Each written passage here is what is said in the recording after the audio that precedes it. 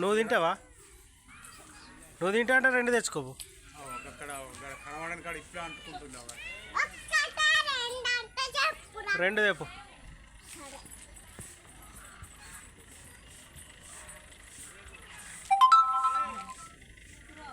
రెండు వచ్చినాయి, మీదికి వెళ్ళి ఇంకోటి వచ్చి